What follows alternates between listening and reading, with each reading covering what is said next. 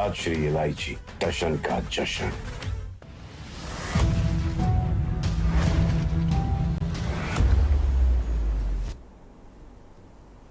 नमस्कार, आप देख रहे हैं के न्यूज इंडिया का खास कार्यक्रम देवभूमि का दंगल और मैं हूं आपके साथ गरिमा वाजपेयी। देवभूमि के दंगल में आज बात होगी धधकता जंगल, जलता जनजीवन।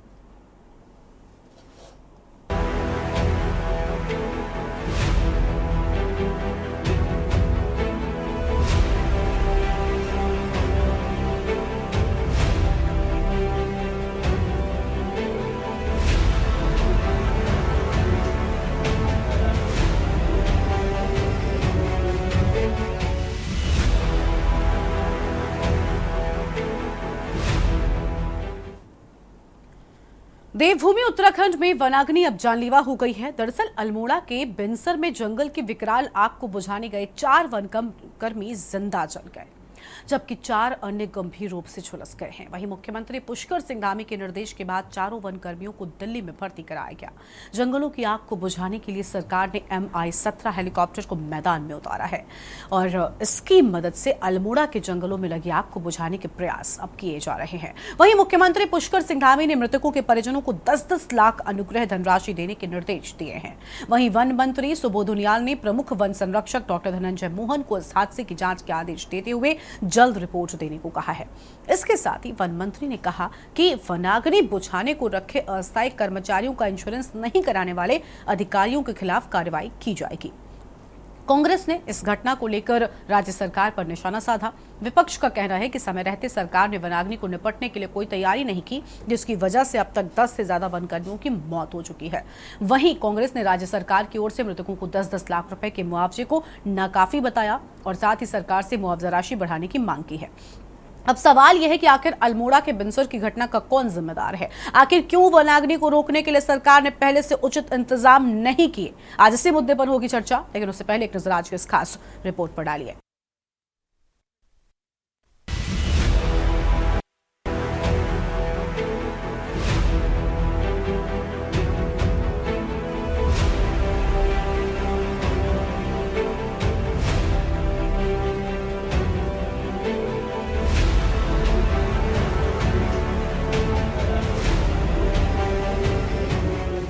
उत्तराखंड में तापमान बढ़ने के साथ ही वनाग्नि विकराल होने के साथ ही अब जानलेवा होती जा रही है। अल्मोड़ा के बिनसर में जंगलों की आग विकराल आग को बुझाने गए 4 वनकर्मी जिंदा जल गए, जबकि 4 अन्य गंभीर रूप से झुलस गए हैं। वहीं मुख्यमंत्री पुष्कर सिंह धामी के निर्देश के बाद चारों वन कर्मचारियों को दिल्ली में भर्ती कराया गया है। वहीं जंगलों की आग को बुझाने के लिए सरकार ने MI-17 हेलीकॉप्टर को मैदान में उतारा है। इसकी मदद से अल्मोड़ा के जंगलों में लगी आग को बुझाने के प्रयास किए जा रहे हैं। वहीं मुख्यमंत्री पुष्कर सिंह धामी ने मृतकों के परिजनों को 10-10 लाख अनुग्रह धनराशि देने के निर्देश दिए हैं। हालांकि विपक्ष इस मुआवजे राशि को नाकाफी बता रहा है। देखिए, कल बहुत ही दुर्भाग्यपूर्ण और सुखद घटना घटित हुई है।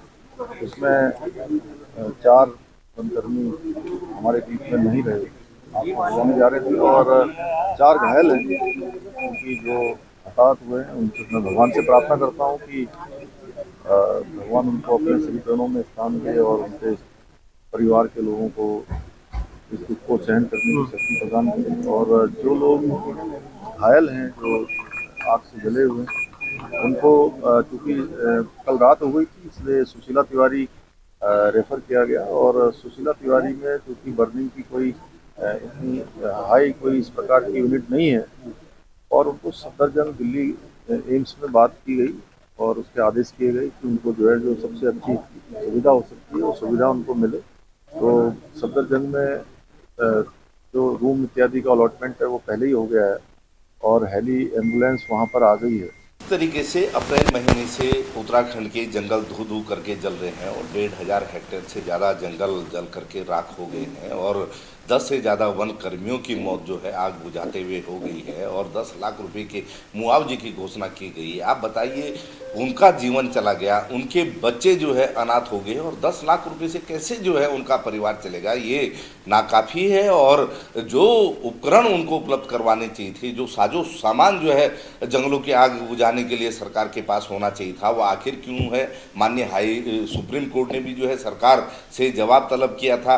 इक्विपमेंट की जो लिस्ट वहाँ सौंपी गई थी, माननीय सुप्रीम कोर्ट ने कहा था कि ये है ही नहीं मौजूद, ये लिस्ट किस आधार पर सौंप दी गई है। तो सरकार को जो है लोगों की जान माल की सुरक्षा की परवाह ही नहीं है। हमसे बोले कि भाई 10 लाख बहुत कम होता है, 50 लाख मुआवजा दिया जाए उनको और उनके आश्रितों को सरकारी नौकरी दी जाए, क्योंकि ऐसा हो चुका है।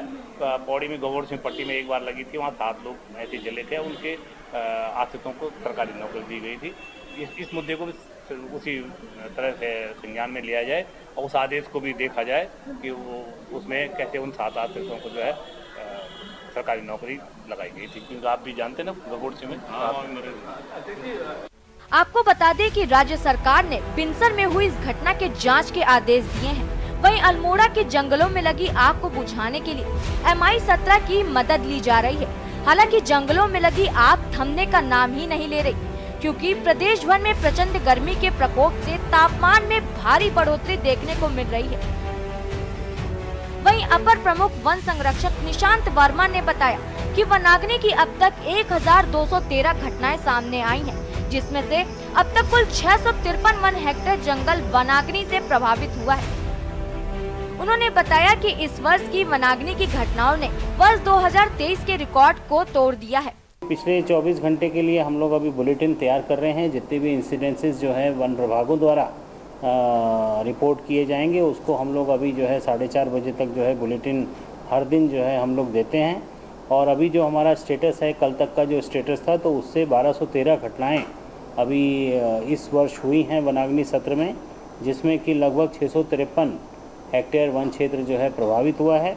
और ये जो आंकड़ा है, ये 2023 का जो वनाग्नि सत्र था उससे ज़्यादा है, लेकिन 2022 के मुकाबले अगर हम बात करते हैं तो उससे कम है। लेकिन ये है कि विभाग निरंतर प्रयास कर रहा है, व्यवस्था ये की जा रही है कि भाई जल्दी से जल्दी जो अलर्ट्स हैं उन पे काबू पाया जाए, उसकी ग्राउंड ट्रूथिंग की जाए और सभी अलर्ट जितने भी हमें प्राप्त होते हैं उसकी एक्शन टेकन रिपोर्ट भी जो है मौके से प्राप्त की जा रही है।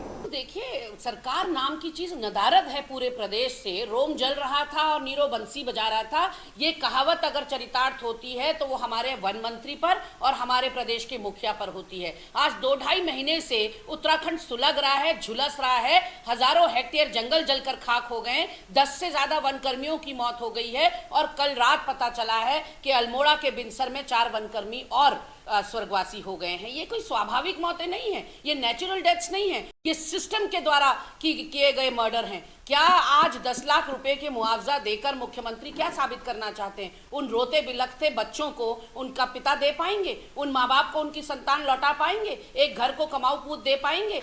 देखिए, ऐसा है, वनाग्नि की जो घटनाएं बढ़ी हैं उसके पीछे प्राकृतिक कारण भी हैं, मौसम का बदलाव भी है। और अगर देखा जाए तो 4-5 वर्षों से जो तैयारी वन विभाग की होनी चाहिए, ये तैयारी जनवरी-फरवरी में मुकम्मल तैयारी हो जानी चाहिए, वो तैयारियों में कहीं ना कहीं कमी है। ज़्यादातर काम आउटसोर्सिंग के लोगों से लिया जा रहा है। मौके पे वो हैं IFS अफसर, अधिकांश ध्यान नहीं दे रहे हैं। DFOs की कोई लायबिलिटी नहीं है, ऐसा दिखाई पड़ता है। मौके पे काम कर रहा है मजदूर जो आउटसोर्सिंग पे है, उसकी जान चली जा रही है, तो उसके लिए व्यवस्थाएं नहीं है। वो बात अलग है कि सरकार ने कोई राहत राशि, कोई मुआवजा राशि उसके लिए देख ली है, लेकिन उनके इंश्योरेंस से लेकर इसका मतलब जो IFS बिरादरी है वो कहीं ना कहीं काम से अपने उत्तरदायित्व का पालन नहीं कर रही है। कुल मिलाकर प्रदेश भर में प्रचंड गर्मी के साथ ही जंगलों की आग ने आम जनता की परेशानियों को मुश्किलों में डाल दिया है। वहीं राज्य के जंगलों में लगी आग से एक और जहां वन संपदा को नुकसान हो रहा है, तो वहीं आम जनता का जीना मुश्किल हो गया है। इसी बीच 4 और वन कर्मचारियों की मौत के साथ ही आग में झुलसे कर्मचारियों को प्रदेश में उचित इलाज न मिलने पर भी भारी सवाल खड़े हो रहे हैं। सवाल ये है कि आखिर क्यों सरकार ने समय रहते वनाग्नि से निपटने की तैयारी नहीं की। Uttarakhand desk report. और आज इस मुद्दे पर करेंगे विस्तार से बातचीत। खास मेहमानों का पैनल हमारे साथ में जुड़ चुका है। सबसे पहले इनसे आपको रूबरू कराते हैं। हमारे साथ में कुंवर जपेंद्र सिंह जी हैं, प्रदेश प्रवक्ता हैं भारतीय जनता पार्टी की ओर से। मंजू त्रिपाठी जी हमारे साथ में हैं, प्रवक्ता हैं कांग्रेस पार्टी की ओर से। पीछे थपलियाल साहब हमारे पास में है, वरिष्ठ नेता हैं उत्तराखंड क्रांति दल की ओर से। और शिव प्रसाद सेमवाल साहब हमारे साथ में है, अध्यक्ष हैं आरआरपी राष्ट्रीय रीजनल पार्टी के। और उदित घड़ियाल साहब हमारे साथ में है, समाज सेवी हैं। सबसे पहले शुरुआत जपेंद्र जी के साथ में करेंगे। जपेंद्र जी, किन शब्दों से डिफेंड करेंगे खुद को, सरकार को, क्योंकि 4 लोगों के साथ जो हुआ वाकई दर्दनाक है। निश्चित तौर पर उसके लिए वास्तव में सभी को दुख है कि जो ये घटना हुई है और जो जाने इस आपदा की निश्चित तौर पर उसके लिए हम खेत पर व्यक्त करते हैं। और सरकार ने जो अपने स्तर से जो कार्रवाई करनी थी, जांच दिखानी थी। जपेंद्र जी, आपकी आवाज ठीक तरीके से नहीं आ पा रही है। अब आ रही है? जी बोलिए। जी, निश्चित तौर पर खेद है इस और दुख भी है कि जो ये जाने गई हैं, वनाग्नि की भेंट चढ़ी है, उसके लिए हम सबको दुख है। और सरकार ने उस पर जांच कमेटी भी बिठाई है। और जिस तरह से वनाग्नि को लेकर या महकमे के अधिकारियों की लापरवाही अगर कोई सामने निकल कर आ रही है तो उसके खिलाफ कार्रवाई की जाएगी। और अभी फिलहाल जो राहत पैकेज की घोषणा माननीय मुख्यमंत्री जी द्वारा की गई है, सर, लेकिन ठीक है, हम राहत पैकेज उसके बाद आपने क्या एक्शन लिया इस पर बात नहीं कर रहे। जपेंद्र जी, बड़ी बात यह है कि देखिए वनाग्नि की घटनाएं लगातार सामने आ रही हैं। लंबा वक्त हो गया। अगर इस मौसम की बात कर ले, गर्मी के मौसम से पहले जब शुरू हुई है घटनाएं, न जाने कितनी घटनाएं, कितने हेक्टेयर जंगल जलकर राख हो गए, लेकिन अब तक काबू क्यों नहीं पाया जा सकता था? क्या प्रॉपर तैयारी पहले से नहीं की जा सकती थी? आज आखिरकार हमने वो देखा ना जिसकी उम्मीद नहीं थी, आखिरकार वो हुआ ना जिसके लिए हम नहीं चाहते थे, कोई नहीं चाहता था। बिल्कुल, हम बिल्कुल आपसे सहमत हैं। और उस पर जितना भी उस पर दुख व्यक्त किया जाए वो कम है। लेकिन दूसरी तरफ एक सबसे बड़ी विडंबना ये भी है कि पिछले 125 सालों में उत्तराखंड का तापमान जो बढ़ा है वो एक रिकॉर्ड तापमान 42 डिग्री सेल्सियस से ऊपर का रिकॉर्ड किया जा रहा है। और इतनी भीषण गर्मी का इसमें एक बहुत बड़ा रोल है। ठीक है, महकमे हैं, महकमों की तरफ से काम होना चाहिए था। अधिकारियों को पूरी तरह से अपनी तैयारी को चुस्त दुरुस्त रखते हुए मौकों पे खुद अपनी मॉनिटरिंग रखनी चाहिए थी। तो कहीं ना कहीं कोताही हुई है, तो उस कोताही के दोषियों को तो निश्चित तौर पर सजा मिलेगी। लेकिन जो ये हुआ है ये नहीं होना चाहिए था। और उन सभी मृतक परिवारों के साथ सरकार की संवेदनाएं हैं, सरकार साथ खड़ी है और पूरा प्रदेश आज निश्चित तौर पर उन्हें संवेदनाएं व्यक्त कर। ठीक है, लेकिन सर देखिए, संवेदनाएं व्यक्त करना ठीक है, लेकिन अगर उससे पहले सतर्कता बरती जाती तो शायद आज संवेदनाओं को व्यक्त करने की जरूरत नहीं पड़ती। क्योंकि हमारे या आपके या किसी की भी संवेदना व्यक्त करने से उनके परिवार का कोई भला नहीं होगा। जो नुकसान हुआ है उसकी भरपाई किसी भी मुआवजे से नहीं की जा सकती। ये आप भी सहमत होंगे और इसमें मैं भी सहमत हूं। ठीक है, आगे बढ़ते हैं। कांग्रेस पार्टी की ओर से मंजू त्रिपाठी जी हमारे साथ में है, प्रवक्ता है कांग्रेस पार्टी की। मंजू जी, बड़ी घटना है, लगातार जो वनाग्नि की घटनाएं हैं वो बढ़ती ही जा रही हैं। क्या वजह है कि आखिर इन पर काबू नहीं पाया जा सका और आखिरकार ये घटना हुई? गरिमा जी देखिए, बहुत ही दुखद। इससे पहले भी मैं वनाग्नि की घटनाओं पे मैं आपके चैनल पर कई बार जुड़ चुकी हूँ, लेकिन दिन प्रतिदिन विकराल रूप धारण कर रही है ये वनाग्नि। पूरे जंगल उत्तराखंड के प्रेम से झुलस रहे हैं, सुलग रहे हैं। लिए इनकी लापरवाही दिन प्रतिदिन बढ़ती जा रही है। देखिए, लापरवाही की आग में 4 घरों के चिराग बुझ गए। उनके नाम मैं बोलते हूँ, दीवान रामकरण, आर्या, पूरन मेहरा, त्रिलोक मेहता। ये 4 जो जाटने गई हैं, 4 घरों के जो चिराग बुझ गए, उनकी भरपाई कौन करेगा? सरकार मात्र 10 लाख मुआवजा देके अपना किनारा कस ले रही है। ये सब अभी मेरे भाई कुंवर जपेंद्र जी ने कहा कि जो है सबसे अधिक तापमान बढ़ा है 42-43 डिग्री सेल्सियस। अरे भाई क्यों बढ़ा है? सारे पेड़ काटिए ना, स्मार्ट सिटी के नाम पे परेशान करिए ना सबको। सारे पेड़ काट देंगे तो तापमान बढ़ेगा नहीं। आज तक रिकॉर्ड तोड़ा 30 साल से, मैं 35 साल से देहरादून में हूँ, कितना तापमान नहीं था। इसका जिम्मेदार कौन है? इसका भी जवाब दीजिए। अरे भाई ये देखिए, लापरवाही की आग से 4 घरों के चिराग बुझ गए। यह सिर्फ और सिर्फ वन विभाग की लापरवाही के कारण हुआ। महज आधे घंटे के अंदर 4 जाने काल के मुंह में चली गई। वन विभाग आग से लड़ने के लिए बिल्कुल अपने उपकरण लेके तैयार नहीं है, अपने कर्मचारियों को कोई ठोस संसाधन नहीं दे पा रहा है, पुख्ता इंतजाम नहीं हो पाया है। इसका परिणाम क्या हुआ कि महज लकड़ी काटने के औजार और वो बड़ियाट, क्या कहते हैं उसको, बड़ियाट के दम पर आग बुझाने का प्रयास किया गया और 4 लोग अभी जिंदगी और मौत की लड़ाई लड़ रहे हैं। तो ये सरासर लापरवाही है और ये सब नतीजा आउटसोर्सिंग के दम पर सरकार जो है अपनी रोटियां सेक रही है। डीएफओ की क्या जिम्मेदारी है, रेंजर की क्या जिम्मेदारी है, और वन विभाग के कर्मचारियों की सब कहाँ है? मात्र मुआवजा देने से आप 4 जाने गए। बिल्कुल, बात तो ये है ना कि मुआवजा देना एक अलग बात है, लेकिन आखिर ये घटना क्यों हुई, इस पर पहले बात होनी चाहिए कि आखिर ये जाने जो गईं ये क्यों गईं, और समझे कितनी दर्दनाक स्थिति रही होगी। अंदाजा लगाया जा सकता है, मुझे लगता है उसको महसूस कर पाना कितना कठिन है। ठीक है मंजू जी। सबसे ज्यादा मौतें हुई हैं, सबसे ज्यादा मौतें, रिकॉर्ड तोड़ मौतें हुई हैं। वो तो जिसको वो बोलते हैं जाके पैर न पड़ी बीवाई, वो क्या जाने पीर पर आई। जिसके ऊपर ये घटित हुई है, जिसका जो परिवार का भरण पोषण करने वाला व्यक्ति चला गया, उनके परिवार वालों से पूछिए वो किस दर्द से गुजर रहे होंगे। तो ये लापरवाही नहीं और क्या है? ठीक है मैम, लौटेंगे आपके पास। हमारे पास में और मेहमान भी हैं, उनका रुख कर लेते हैं। थपलियाल साहब हमारे साथ में हैं, यूकेडी के नेता हैं। थपलियाल साहब स्वागत आपका के न्यूज़ इंडिया पर। थपलियाल साहब, जो घटना हुई वाकई निंदनीय है, उसकी जितनी निंदा की जाए कम है, लेकिन सबसे बड़ी बात कि निंदा करने से कुछ नहीं होगा, अगर एक्शन लिए जाएं तो ऐसी घटनाएं ही शायद ना हो। कहां पर कमी रही? वनाग्नि की घटनाएं कोई नई नहीं है, उत्तराखंड में हर साल इस तरीके की घटनाएं होती हैं। बावजूद इसके जो वन्यकर्मी हैं उनको लेकर तैयारी क्यों नहीं की जाती? पूरे कहते हैं ना कि अगर रेस्क्यू के लिए आप जा रहे हो तो पूरे तैयारी के साथ जाओ। उन सब चीजों को सुनिश्चित कौन करता है? लापरवाही किस स्तर पर हुई और इन मौतों का जिम्मेदार आखिर आप किसे मानते हैं? सिस्टम को, जो सिस्टम है हमारा वो फेल हो चुका है।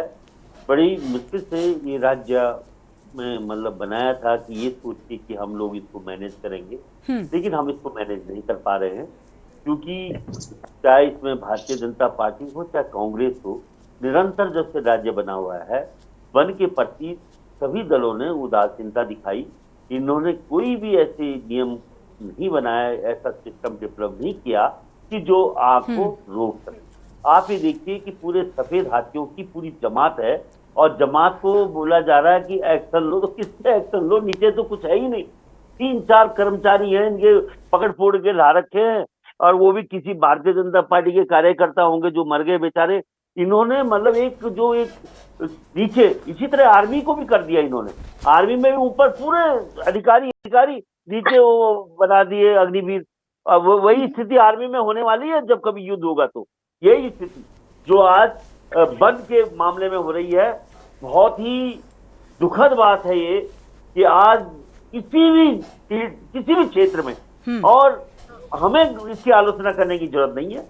खुद भारतीय जनता पार्टी के प्रवक्ता भी रविंद्र जुगरान मान रहे थे कि यहाँ पे अनदेखी टूटी हुई है, और ऊपर से जो नवनिर्वाचित सांसद है भारतीय जनता पार्टी का गढ़वाल से, वो खुद राज्य सरकार के पास नहीं आया, वो नीति आयोग के पास गया कि भाई किसी तरह से कुछ सोचो कि किस तरह से वनाग्नि, यानी जो उत्तराखंड बुद्धिजीवियों से खाली हो चुकी है, उत्तराखंड की जो सरकार है उसमें कोई भी ऐसा व्यक्ति नहीं रहा जो उसके एक विजन हो कि किस तरह से इस आपदा से निपटा जाए।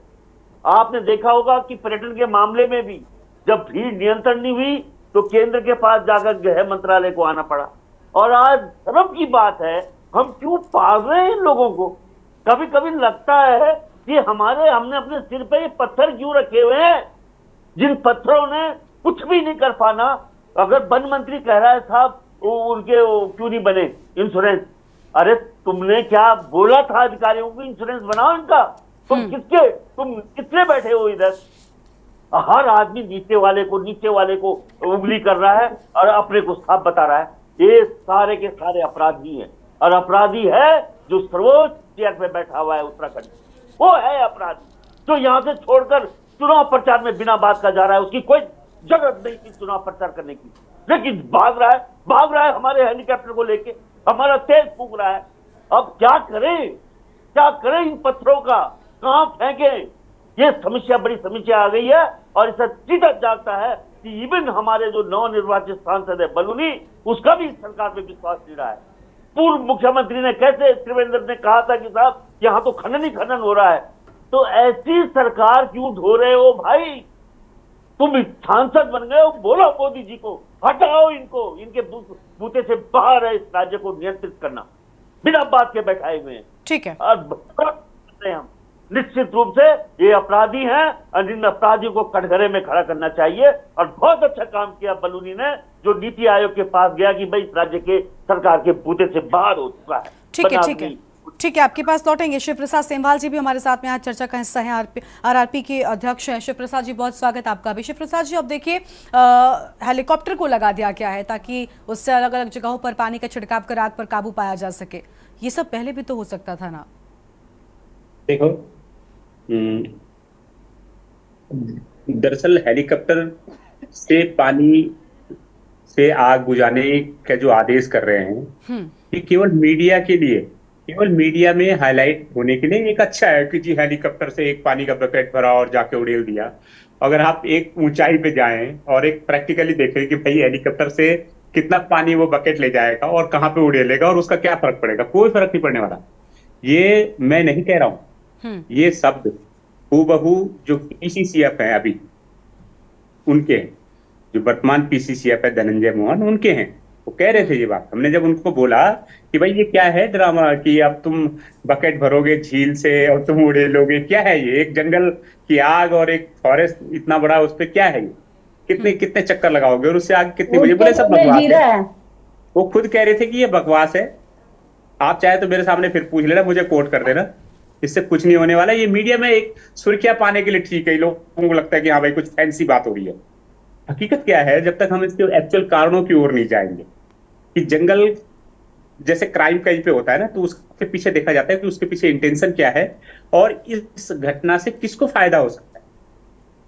अगर आप ही देखें कि जंगल में आग लगने से किसको फायदा हो, एक तो वन माफिया को फायदा होता है, उसको लकड़ियां मिल जाती हैं इजीली अवेलेबल, क्योंकि हरे पेड़ तो काट नहीं सकता, तो जब जंगल जल जाएंगे तो वो आराम से उसे लकड़ी अवेलेबल हो जाएगी। तो उस लकड़ी माफिया के साथ, इमारती लकड़ी माफिया जो है उसके साथ कौन लोग इन्वॉल्व हैं?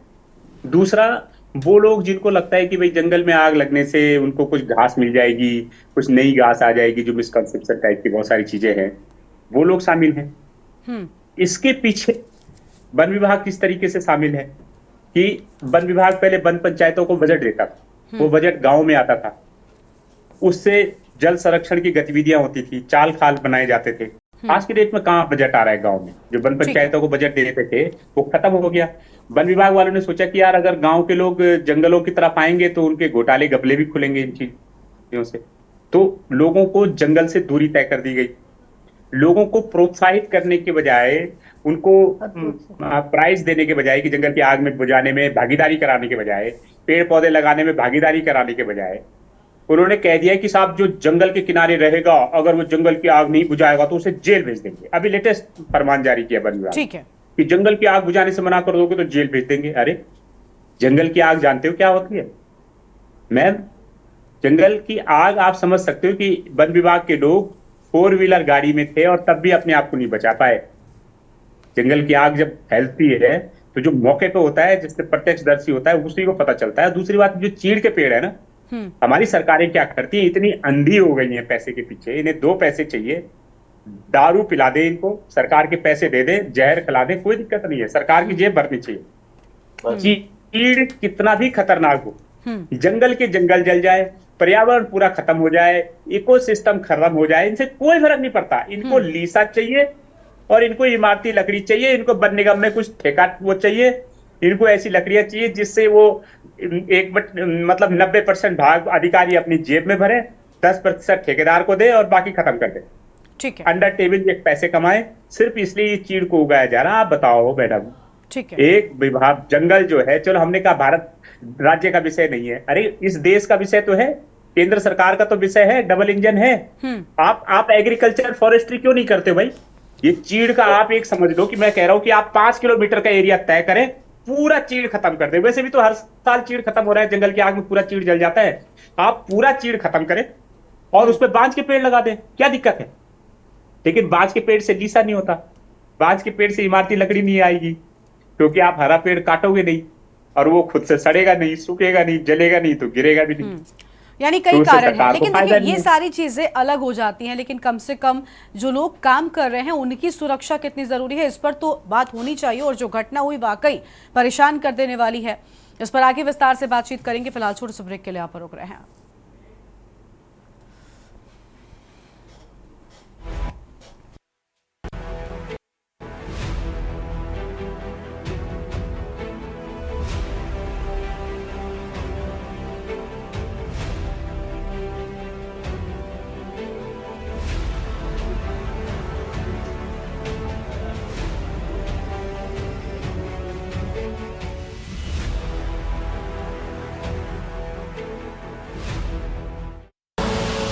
आप देख रहे हैं के न्यूज, खबरों का सारथी।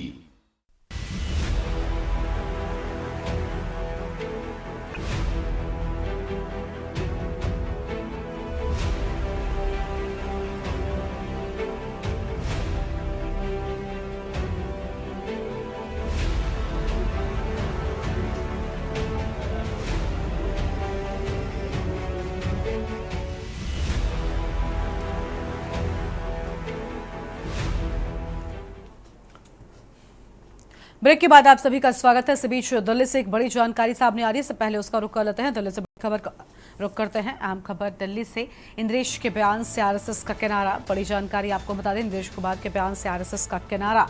आपको बता दें कि इंद्रेश कुमार की ओर से बड़ी टिप्पणी की गई थी लोकसभा चुनाव के नतीजों को लेकर। एक तरफ बीजेपी और दूसरी ओर कांग्रेस पार्टी को लेकर बड़ी टिप्पणी, लेकिन अब आरएसएस का किनारा। राम मंदिर को लेकर संतों को दी नसीहत। बड़ी जानकारी, आरएसएस को क्या राजनीतिक दल बनाना है। अहम खबर आपको हम बता दें, इंद्रेश के बयान से घमासान मचा हुआ है। इंद्रेश के बयान से आरएसएस का किनारा। अहम जानकारी आपको हम बता दें।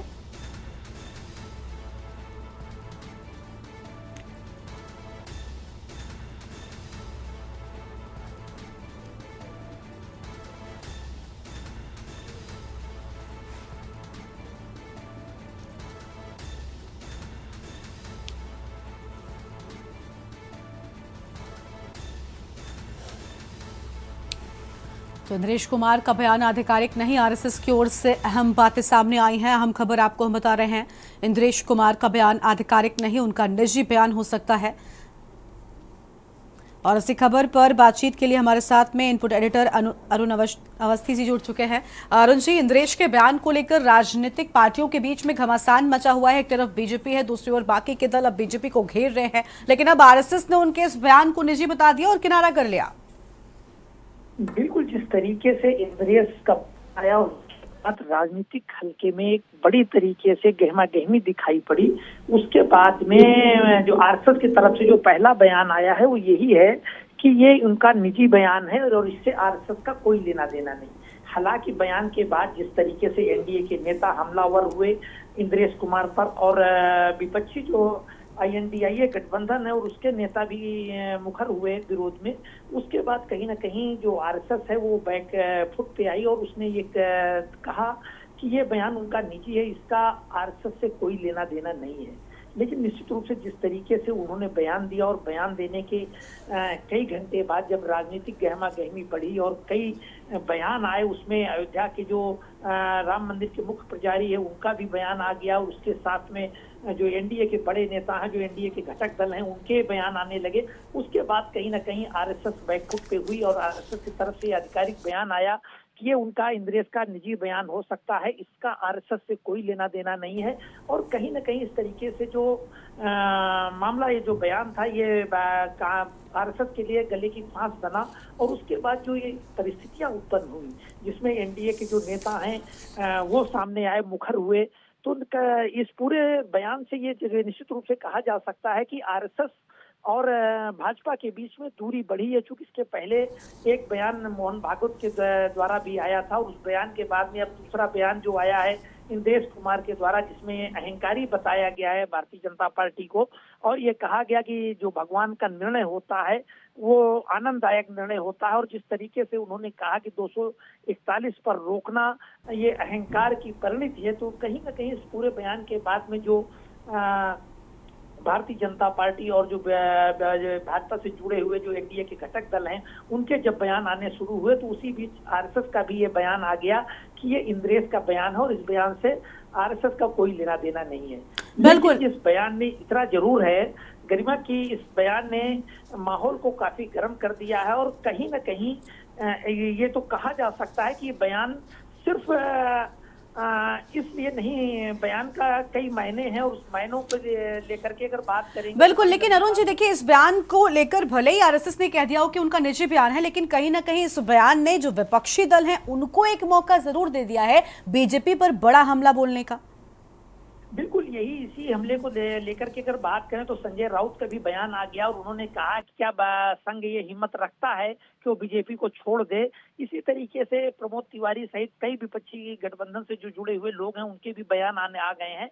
अब ये इंद्रेश का बयान इस पूरे मामले को जो ये बयान इंद्रेश का बयान जो सामने आया था, उस बयान के बाद में अब आगे क्या भाजपा की रणनीति होती है या संघ की क्या रणनीति होती है देखना होगा। चूंकि इस समय उत्तर प्रदेश के गोरखपुर में आरएसएस का जो चिंतन शिविर चल रहा, राष्ट्रीय चिंतन शिविर चल रहा, उसमें सारे बड़े प्रचारक आरएसएस के वहां मौजूद हैं, और उसके बाद में अब देखना ये होगा कि उनकी तरफ से क्या आधिकारिक बयान दोबारा आता है, इंद्रेश के द्वारा क्या बयान आता है। लेकिन इस बयान ने निश्चित रूप से कहीं ना कहीं भाजपा और आरएसएस पर एक प्रश्न लगाया है कि आखिर इनके बीच में चल क्या रहा है, इनके बीच में किस तरीके की दूरियां बढ़ रही हैं, और इन ये जो दूरियां हैं इसका भविष्य क्या है। जी गरिमा, बहुत शुक्रिया अरुण जी आपका हमारे साथ जुड़ने के लिए, हम जानकारी साझा करने के लिए।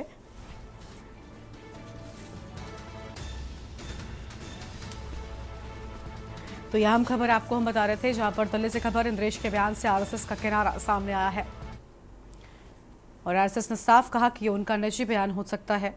और हालांकि उनके इस बयान के बाद से लगातार राजनीतिक दलों के बीच में जो सरगर्मी है वो तेज हो गई है। अब वापस अपनी चर्चा का रुख करते हैं। देवभूमि के दंगल में हमारे साथ में लगातार खास मेहमान बने हुए हैं। हमारे साथ में जपेंद्र जी हैं, उनके पास वापस जाते हैं। जपेंद्र जी, आपने सबकी बातों को सुन लिया। देखिए, वही बात निकलकर सामने आ रही है ना कि अब पछताए हो तो क्या जब चिड़िया चुग गई खेत। अब वो घटना हो गई ना, वनाग्नि की घटना ऐसा तो नहीं है कि इस बार ही हुई है। उत्तराखंड वनाग्नि को लेकर तैयारी करता है, क्योंकि उत्तराखंड में जंगल जलने की खबर किस तरीके से आती है, कहते हैं ना जंगल की आग की तरह, इसको कहावत की तरह भी इस्तेमाल करते हैं, आप सब जानते होंगे। तो आप समझ सकते हैं कि कितनी विकराल होती है जंगल की आग। उसको लेकर तैयारियां इतनी आम क्यों? जंगल की आग का ये जो तांडव हम सबने देखा है, ये पहली बार उत्तराखंड में हुआ है।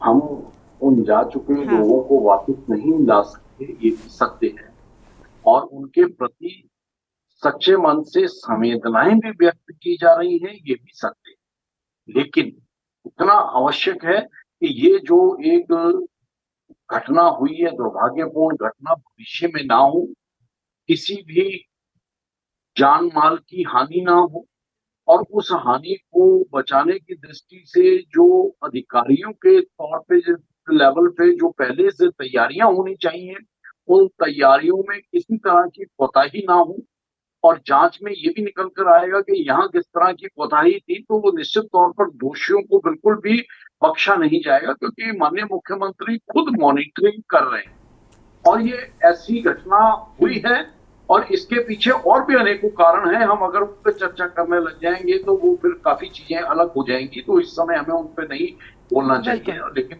इतना ही हम कह सकते हैं कि भविष्य में ये जंगल की आग इस तरह से जानलेवा आग बनकर ना फैले, और किसी की इसमें जान माल की हानि सर, तो क्या घटनाओं का इंतजार होता है या लोगों की जान जाने का इंतजार होता है, जब उसके बाद में तैयारियां उस लिहाज से की जाएंगी? आज आप यहाँ पर बैठकर जनता को आश्वासन दे रहे हैं कि हम ये आश्वासन दे रहे हैं कि हाँ आगे से ऐसा नहीं होगा, लेकिन सर किस चीज का इंतजार था ये आश्वासन देने से पहले? 4 लोगों की जान जाने का? क्या ये तैयारी पहले नहीं हो सकती थी? आज किसी कुछ भी कह लीजिए आप, लेकिन क्या जो नुकसान हुआ उसको पूरा किया जा सकता है? देखिए, गलती स्वीकार करेंगे ना कि कम से कम गलती हुई, उस तरीके की तैयारियां नहीं थी।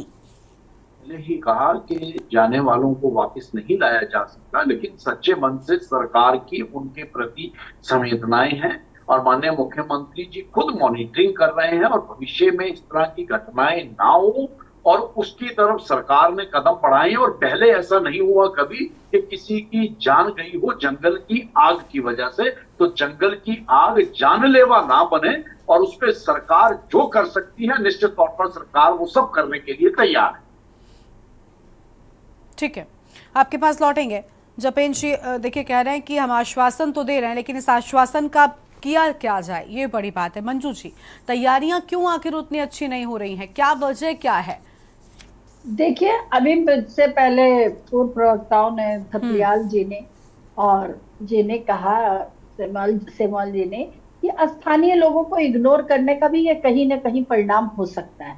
जो है वन पंचायत को जो योजनाएं थी उन तक नहीं पहुंचती हैं और उनका जो इमोशनल अटैचमेंट है ना वन के प्रति, वो कम होता हुआ नजर आ रहा है, क्योंकि उनको वैल्यू नहीं दी जा रही है। अगर वो उनको वैल्यू दी जाती थी, वो उसको लुक आफ्टर करते थे, इमोशनली पेड़ पौधों से जुड़े रहते। हम देखते हैं ना कि हम आप अपने घर में पौधे लगाते हैं तो उसको सुबह शाम निगरानी करते हैं, देखते हैं कि कोई पौधा इस गर्मी में मुरझा तो नहीं गया, कोई पौधा डिस्ट्रॉय तो नहीं हो गया।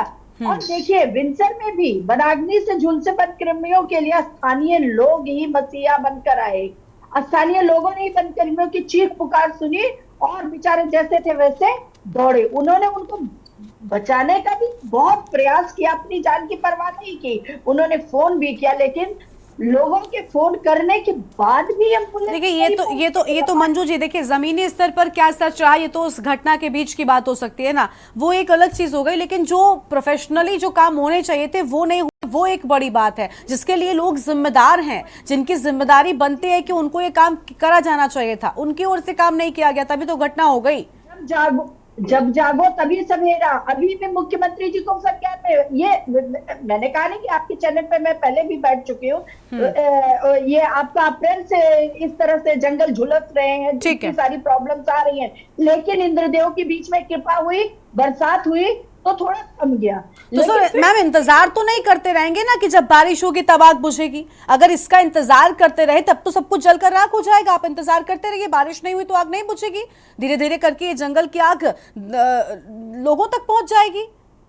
बिल्कुल लोगों तक पहुंच गया, आपने देखा नहीं पीडब्ल्यूडी बिल्कुल इलाकों में पहुंची और यही वजह है कि आसपास के लोगों में दहशत देखने को मिली थी। खुद हमने अपने टीवी चैनल के माध्यम से आम जनता की इन खबरों को उठाया है। ठीक है, आपके पास लौटते हैं मैम। उदित घड़ियाल साहब हमारे पास में है, समाज सेवी हैं। सर बहुत स्वागत आपका के न्यूज इंडिया पर। आपकी तस्वीर आ नहीं रही थी, इस वजह से आपके पास आने में देरी हुई। उदित जी, पूरी घटना जो हुई वाकई बहुत परेशान कर देने वाली। आप सोचिए 4 लोग जिंदा जल गए, कितनी बड़ी घटना है। लापरवाही आपको क्या लग रहा है किस स्तर पर हुई? प्रशासनिक स्तर पर जो जिम्मेदार थे, क्या सब वही लोग जिम्मेदार हैं इस घटना के पीछे? गरिमा जी, देखिए ये बहुत दुखद घटना है और ऐसी घटना से जो अन्य कर्मचारी हैं उनका मनोबल गिरता है। बिल्कुल। अब कहाँ प्राथमिकता होनी चाहिए? अभी मैं आपकी रिपोर्ट देख रहा था, उस रिपोर्ट में ये कहा गया कि साहब पिछले साल थोड़ा इससे कम थी अग्नि और 22 में इससे ज्यादा थी अग्नि।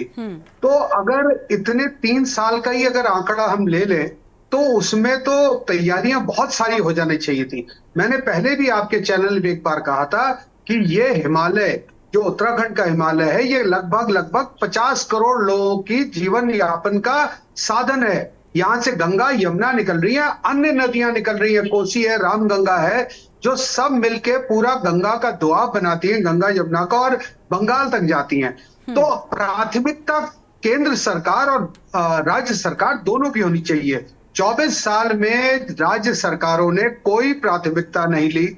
देखिए, विदेशों में आग लगती है, हर बार लगती है, हर साल लगती है। ये जंगल है, इस बार तो मैं चौंक गया हूं कि 5 के जंगल जल गए। बांज और बुरांस के जंगल जल गए जो कभी नहीं जलते थे। जो बिनसर में जो आग लगी है इसमें मैक्सिमम सबसे ज्यादा बांज और बुरांस का जंगल है, तो ये हैरान कर देने वाली। लेकिन अब तैयारियां क्या होती हैं? अगर आप वन बेचारे झाड़ियों से बुझा रहे हैं, हमारे जिलाधिकारी महोदय लगे हुए हैं, कई सारे लोग लगे रहे, पौड़ी के जिलाधिकारी लगे रहे, लेकिन हमें चाहिए क्या?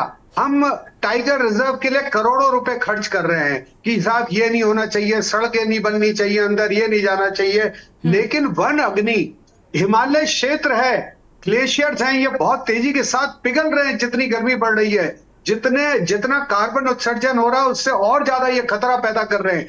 हमारी प्राथमिकता भारत सरकार से लेकर के और यहां तक जो राज्य सरकार है, जहाजों की, हेलीकॉप्टरों की, अब मी ला रहे हैं हम। कब मी 17 को ला रहे हैं? जब अग्नि 4 जल गई अग्नि। और जैसे जितेंद्र जी ने कहा कि पूर्व में ऐसा नहीं हुआ था, पूर्व में भी पौड़ी गढ़वाल में वनकर्मी जले हैं, उनको बुझाते हुए घटनाएं हो रही हैं। हम इक्विपमेंट नहीं दे पा रहे उन्हें। हमारे को हिमालय क्षेत्र है, इक्विपमेंट देना है। अमेरिका, ऑस्ट्रेलिया, यूरोप में आग लगती है, हेलीकॉप्टर लगे होते हैं, दिन रात जहाज चल रहे होते हैं। अब वही ना कि घटना के बाद में हेलीकॉप्टर लगाया जाता है। इक्विपमेंट्स में कमी क्यों? सर, आप डबल इंजन की सरकार का दावा करते हैं, प्रशासन क्यों कमजोर पड़ रहा है? इक्विपमेंट्स की कमी क्यों पड़ रही है जब उत्तराखंड में वनाग्नि एक बहुत बड़ी समस्या है? ये वनाग्नि केवल यहीं के लिए नहीं है समस्या, ये उत्तर भारत के लिए एक समस्या है। बिल्कुल। इसका कार्बन उत्सर्जन जो है वो बहुत खतरनाक है। यात्रा चल रही है इस समय, लाखों लोग आ रहे हैं यहाँ पर उत्तराखंड में, सब नेगेटिव लेके जा रहे हैं। आप पहाड़ में जाइए, धुआं धुआं चारों तरफ। तो प्राथमिकता क्या है? प्राथमिकता यह है कि इस अग्नि को, जैसे सबने कहा, सहभागिता नहीं रह गई है ग्रामीणों की। हमारे पास इतनी बड़ी फोर्स है एक्स आर्मी की, उनको हम यूटिलाइज कर सकते हैं। उनके लिए हम उनको एक वन विभाग के साथ में मिलकर उनकी एक टीम बनाई जा सकती है हर गांव में। लेकिन इसके लिए किसी को सोचना पड़ेगा, बैठना पड़ेगा। ये बारिश आएगी, उसके बाद सब वापस वैसे ही शांत हो जाएगा और वन विभाग अपना कार्य करता रहेगा। फिर अगले साल फिर जब शुरू होगी अग्नि, फिर आप लोग जब दिखाएंगे तब फिर अचानक से सब जागेगा। मेरा मानना यह है कि बड़े स्तर पे इसमें केंद्र सरकार और राज्य सरकार को मिलकर करना पड़ेगा, तभी भविष्य में हम कुछ कर पाएंगे। जपेन जी, देखिए, डबल इंजन की सरकार का आप दावा करते हैं और आप नहीं, जनता भी कहती है कि डबल इंजन की सरकार है। सर, इक्विपमेंट्स की कमी पड़ रही है, क्यों? बिल्कुल ये माना जा सकता है कि कहीं ना कहीं इक्विपमेंट्स की कहीं कमी महसूस हुई है, लेकिन स्थानीय नागरिकों की सहभागिता को लेकर ये सरकार ने संज्ञान लिया है। माननीय मुख्यमंत्री जी ने विशेष रूप से ये मॉनिटरिंग में ये निकल कर आया, उन्होंने संज्ञान दिया है कि स्थानीय नागरिकों की सहभागिता होनी चाहिए और इस पे बिल्कुल नियम बनाकर, नियम के तहत निश्चित तौर पर जो ये कमी निकल के आई है, तो बार बार ये इशू निकल के आ रहा है, उसमें सरकार कदम आगे बढ़ाएगी और हमें उम्मीद है कि बहुत जल्दी इस पे माननीय मुख्यमंत्री निर्णय लेंगे और एक कोई अच्छी पहल निकल कर सामने आएगी, ताकि भविष्य में इस तरह की घटनाओं को होने से पहले ही स्थानीय नागरिकों के, गांववासियों के सहयोग से रोका जाए और उनको वो सब साधन उपलब्ध कराए जाएं जो इस समय आवश्यकता जिनकी महसूस की जा रही है। ठीक है, देखिए, ठीक है, आप कह रहे हैं कि साधन सभी उपलब्ध कराए जाए जिसकी आवश्यकता होती है, लेकिन जपेन जी, ये जैसे कुछ चीजें होती है ना कि आपके लिए ज्यादा खतरनाक होती हैं, उत्तराखंड के लिए वनाग्नि बहुत खतरनाक है, हर बार इसको लेकर तैयारी होती है। या फिर चारधाम यात्रा हो गई, ये उत्तराखंड के मुद्दे हैं जिनको लेकर सवाल उत्तराखंड में उस वक्त की सरकार पर उठते हैं। चारधाम यात्रा ऐसा तो नहीं है कि किसी बार ही होती है, हर बार होती है। उनको पता है कि हमारे यहाँ चारधाम यात्रा होगी तो हमें उस लिहाज से तैयारियां करनी है। उत्तराखंड में मौसम कैसा रहता है, अपनी भौगोलिक परिस्थितियों को देखते हुए कोई भी प्रदेश तैयारी करता है। जब वनाग्नि की घटनाएं हर बार होती हैं, हर बार न जाने कितने जंगल जलकर राख हो जाते, क्या इससे फर्क नहीं पड़ना चाहिए? क्या हर साल जो तैयारी होती है उसमें बेहतरी नहीं होनी चाहिए? ये हो नहीं रही। ये बेहतरी ना होना प्रशासनिक अमले की कमी है, ये सरकार के स्तर से, यहाँ पर सिस्टम के स्तर से दिक्कत हो रही है? दिक्कत कहां पर हो रही है? ऐसा नहीं है कि सरकार की तरफ से या विभागों की तरफ से बेहतरी प्रयास किए जाते हैं। लेकिन यहाँ एक सबसे बड़ा जो हमारा एक डिस्कशंस का एक बिंदु है निकल कर आता है कि देखिए गर्मियों में ही हमारा यात्रा सीजन शुरू होता है। ये बहुत एक सेंसिटिव टाइम पीरियड है कि गर्मियों में यात्रा का सीजन भी शुरू होता है। वो गर्मियों में ही ये जो जून और जुलाई का ये महीना होता है, यही अग्नि की घटनाओं के लिए ये एक तरह से कहीं ना कहीं कहते हैं ना कि आग में घी का काम करता है। तो निश्चित तौर पर ये जो एक सेंसिटिव टाइम पीरियड है जून का और जुलाई का, इस सेंसिटिव टाइम पीरियड को लेकर योजनाएं बनाना और उसमें स्थानीय लोगों की सहभागिता और इक्विपमेंट्स और उसमें एक पूरी तरह से जो है ना बिल्कुल प्लान, एक ऐसे प्लान के तहत काम किया जाए कि इस सेंसिटिव टाइम जोन को कैसे कंट्रोल किया जाए और ताकि भविष्य में उत्तराखंड के अंदर ये घटनाएं रोकी जा सके और इसका यात्रा पर भी किसी तरह का कोई प्रभाव ना पड़े। तो निश्चित तौर पर सरकार इस दिशा में आगे कदम बढ़ाएगी। बिल्कुल, देखिए सरकार कदम बढ़ाने की बात तो करती है। आप अपने हर सवाल के जवाब में ये बात कह रहे हैं, आज भी ऐसा नहीं है, चाहे मैं आपसे सवाल पूछूं या विपक्षी आपके जब सवाल उठा रहे हैं तो आज यही आप कह रहे हैं। लेकिन हम इस बात पर बात करते हैं ना कि ऐसी घटनाओं का इंतजार क्यों। अब आप सब कुछ कर लीजिए, आप मुआवजे का ऐलान कर दीजिए, आप उनके परिवारों को कुछ भी दे दीजिए, लेकिन मैं बार बार कह रही हूं कि उस नुकसान को पूरा नहीं कर सकते हम जो हुआ, और ये हमारी कमियों की वजह से हुआ, ये लापरवाही की वजह से हुआ, ये जिम्मेदारी को पूरा ना करने की वजह से हुआ जो नहीं होना चाहिए था। ठीक है, थपलाल साहब के पास एक बार फिर से जाएंगे। थपलाल साहब, ये जो घटना हुई, अभी जपेंद्र जी बार बार इस बात को कह रहे हैं कि हम ये सुनिश्चित करते हैं कि आगे ऐसी घटनाएं ना हो। कोई भी घटना होती है, जो भी सत्ता में होता है, जो भी सरकार होती है, उनकी ओर से यही कहा जाता है कि भाई आगे नहीं होगी घटनाएं, हम इस लिहाज से तैयारी करेंगे। लेकिन हर बार ये कहना, ये कहकर पल्ला झाड़ना, बचना, क्या इतना काफी होता है जबकि हर बार वैसी घटनाएं होती हैं? बहुत ही बड़े मंचे हुए शब्दों से ये हर बार हम लोगों को बेवकूफ बनाते हैं। नेक्स्ट ईयर भी सेम वर्ड बोलेंगे, लेकिन अगर उनको पूछा जाए कि वो इक्विपमेंट कौन से हैं तो वो नहीं बता पाएंगे कौन से इक्विपमेंट हैं जो की कमी वो महसूस कर रहे हैं। उनको पता ही नहीं है इक्विपमेंट क्या है, क्योंकि इस फायर में एक्चुअल में जो मैन पावर होती है वो इम्पोर्टेंट होती है। वो 4 आदमी जो भेजे थे वो कौन थे? पीआरटी का जवान, उसको क्या ट्रेनिंग है इसकी? 2-3 फायर वाले वाचर, कोई रेंजर मरा उसमें, कोई फॉरेस्ट गार्ड मरा उसमें। वो 4 बेचारे अग्निवीर टाइप, नो ट्रेनिंग, घुस गए। अगर उनको जरा भी वो बेचारे वो तो ऐसे जैसे गर्म खून की तरह घुस गए और फंस गए, अभिमन्यु की तरह चक्रव्यूह में। अर्जुनों ने जाना था वो गायब थे, वो है ही नहीं। इनफैक्ट आज वह है ही नहीं डिपार्टमेंट के पास। ये जो सरकार है इनको पूछा जाए तो आज 65% जो हमारा भूभाग है वो वन आच्छादित। हम यूपी से भी ज्यादा वन हमारे पास। हाँ, बिल्कुल, और हम पर्यावरण के सबसे बड़े ठेकेदार हिंदुस्तान में है, लेकिन हमें सरकार अनदेखा कर रही है। जब हम ग्रीन बोनस मांगते हैं, इन्होंने वन कानून ऐसा बना रखा है कि हम उस वनों से हमें अलग कर दिया है। तो हाँ, हम मजबूर हैं अपने गांव छोड़ने के लिए, अपनी रोजी रोटी के लिए, जबकि ये जंगल इतने धनवान है। इन्होंने कई माफियों को करोड़पति अरबपति बना दिया, जो सेमवाल जी कह रहे थे। आज हम नंगे घूम रहे हैं, होटलों में जा रहे हैं। अरे इन वनों में विदेश में जाइए, लोग वो वनों की एग्रीकल्चर करते हो, इससे बेनिफिट उठाते हैं। एक गांव को तुम एक चेक दे दो, बोलो भाई इधर तुम जंगल करो, काटो फिर उगाओ, फिर काटो और उगाओ। अरे तुम्हें कौन रोक रहा है? ये तो हमारे एक के पेड़ भी नहीं काटने देते। ये तो देश दुश्मन है हमारे, जो बैठे हुए। ठीक है, अभी और लोग हैं, उनकी प्रतिक्रिया लेते, जल्दी से, वक्त कम है। उदित जी कुछ कहना चाह रहे हैं। उदित जी। गरिमा जी, देखिए मैं तो चाहूंगा वर्तमान सरकार में धामी जी को इसमें तुरंत कार्रवाई करनी चाहिए। देखिए ये खड़े पहाड़ हैं, इसमें हम बहुत सारे इक्विपमेंट से बहुत ज्यादा नहीं कर सकते। हम केवल ग्रामीण सड़क के आसपास को हम लोग अग्नि का कंट्रोल का सिस्टम बना सकते हैं, लेकिन एयर सपोर्ट बहुत जरूरी है।